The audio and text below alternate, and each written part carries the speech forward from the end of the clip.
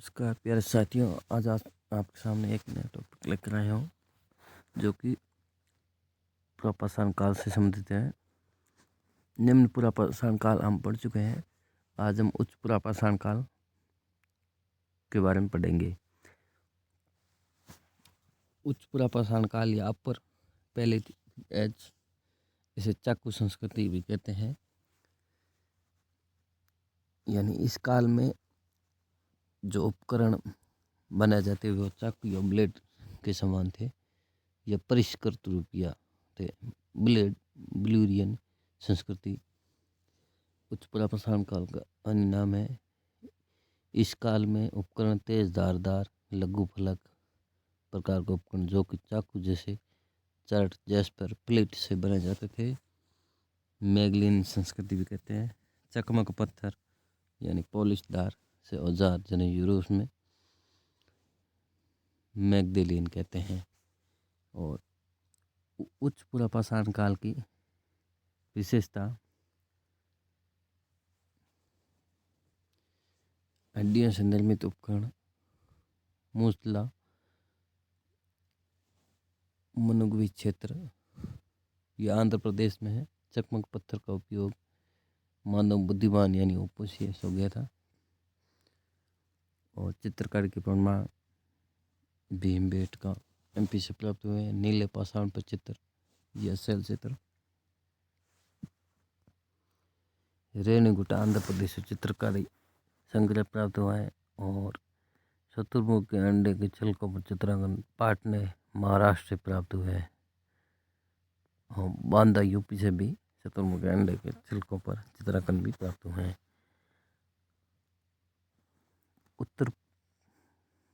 उच्च पुरापाषाण काल का क्षेत्र में उत्तर पश्चिम में सांगाओं की गुफा, अफगान में जंतुओं की हड्डियां, चूल्हे प्राप्त हुए हैं। माइल स्टोन 101 तथा रोड़ी पठार यह पाकिस्तान में स्थित है। कश्मीर, राजस्थान में आलनिया कोटा से भी चित्रकारी के प्राप्त हुए हैं जो कि विशेष प्रकार के पत्थर को घिसकर जो रंग बनाया जाता है उससे चंबल नदी घाटी क्षेत्र में आलनिया कोटा में स्थित है। वहाँ पे चित्र बनाए हुए हैं। बूढ़ा पुष्कर अजमेर में, हरसोरा अलवर में, बेराट आदि से उच्च पुरापाषाण काल के चित्र के अवशेष प्राप्त हुए हैं। इसी प्रकार से मध्य प्रदेश के बागोर सोन नदी जिसका उत्खनन कार्य G.R. शर्मा ने किया। भीमबेटका आंध्र प्रदेश में कुंडन गुफाएं, मानव अस्तित्व हुए अग्नि के प्रमाण प्राप्त हुए, राख मिली है। हड्डी के मन के बने हुए मुश्तला हड्डियों के उपकरण, चूल्हे, नलगुडलू मानव चित्र प्राप्त हुए। कर्नाटक में इमाम गांव, महाराष्ट्र में सोरापुर दुआब ये कर्नाटक में स्थित है। गुजरात में विस्दी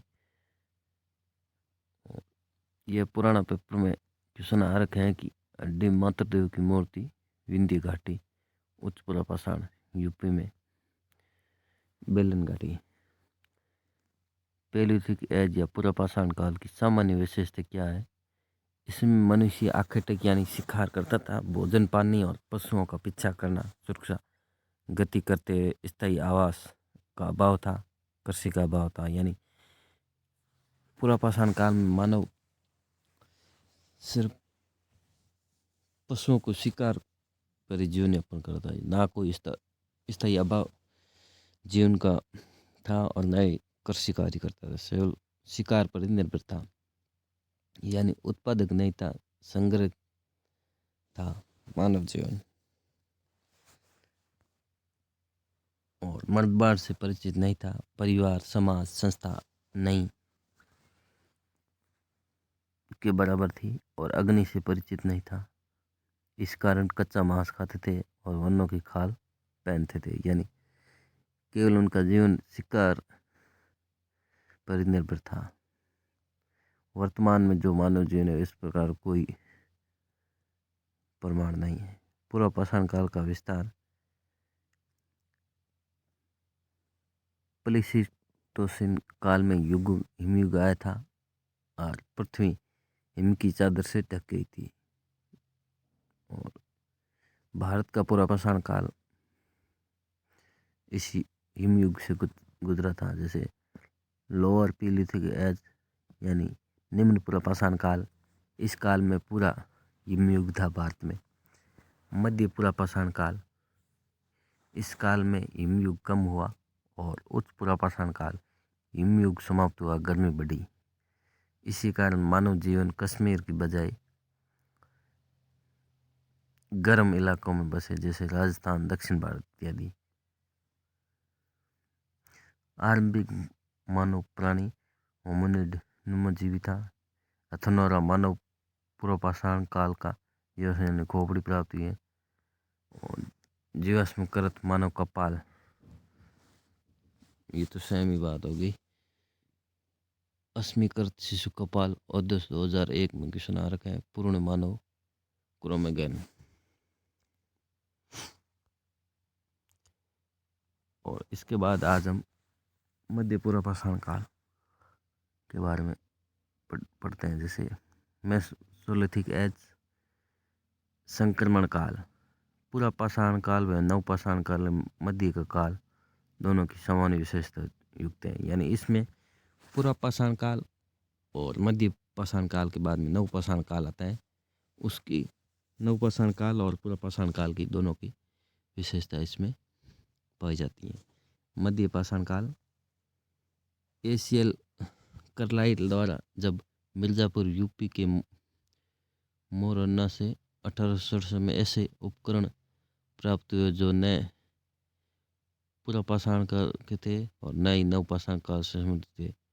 इस कारण इस हेतु मध्य पाषाण काल नाम दिया। सूक्ष्म उपकरण थे यानी माइक्रो लिथिक संस्कृति, यानी छोटे छोटे उपकरण थे। माइक्रोलिथिक, इस काल के औजार आकार में अन्य कालों की तुलना में अत्यंत लघु रूप, 1 से 5 सेमी तक।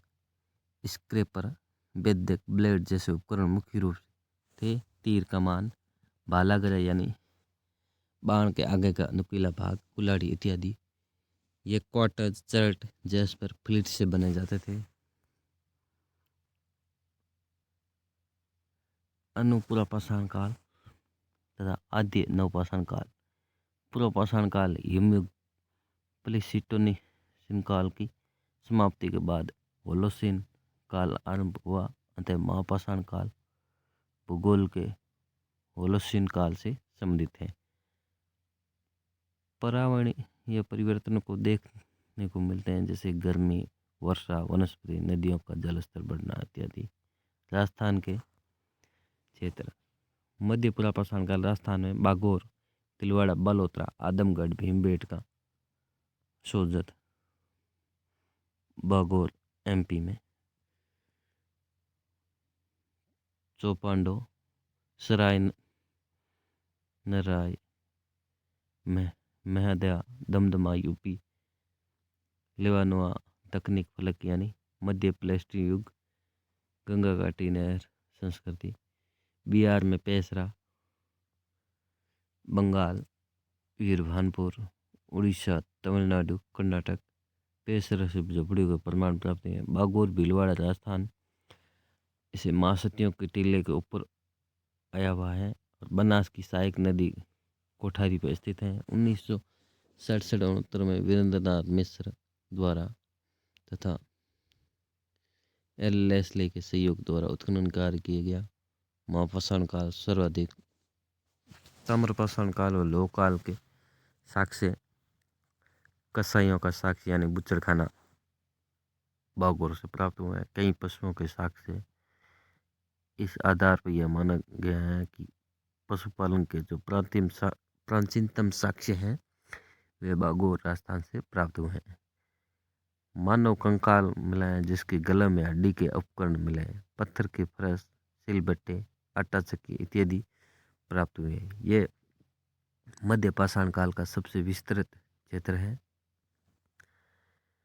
दूसरा है आदमगढ़ एमपी में स्थित है। होशंगाबाद जिला मनोरंजन घोष द्वारा 1922 में उत्खनन कार्य किया गया। उसके बाद 1924 में R.V. जोशी द्वारा उत्खनन किया गया।